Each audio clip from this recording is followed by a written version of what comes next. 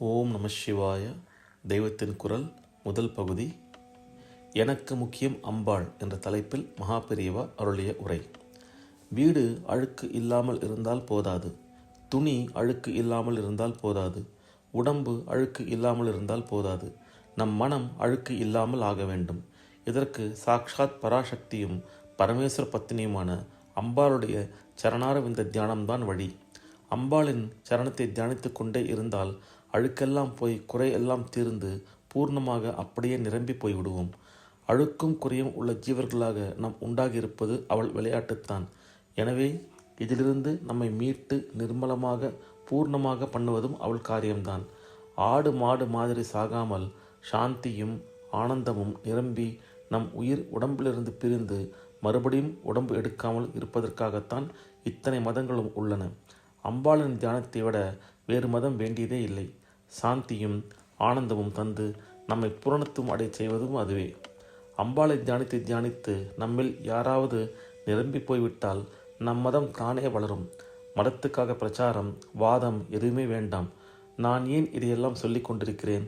உபன்யாசம் செய்கிற இந்த நேரத்தில் அம்பாளை தியானித்து கொண்டிருந்தால் அது இந்த உபன்யாசத்தை விட மிகவும் ஆத்மக்ஷேமமும் லோகக்ஷேமமும் ஆகும். இந்த பேச்சு வார்த்தைகளை விட நிறைவுக்கு உதவுவது அதுவே.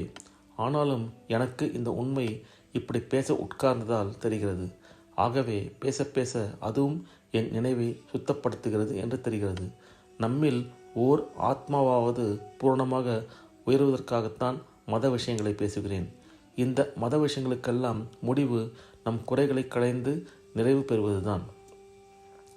அவரவரும் அனுஷ்டானங்களை செய்து தன் நிறைவை உண்டாக்கி கொள்ள வேண்டும் என்பதே என் நம்மதம். அதற்கான புத்தியும் சக்தியும் அம்பாளிடமே வேண்டி பெற வேண்டும். அம்பாளை தியானிக்க முயன்று அதில் ஒருமுகமாக ஈடுபட முடியாத போது நம் குறையெல்லாம் தெரிகிறது. அதுவும் ஒரு விதத்தில் நல்லதுதான். இந்த குறைகளை போக்கம்மா என்று அவரிடம் பிரார்த்தித்து கொள்ள முடிகிறது.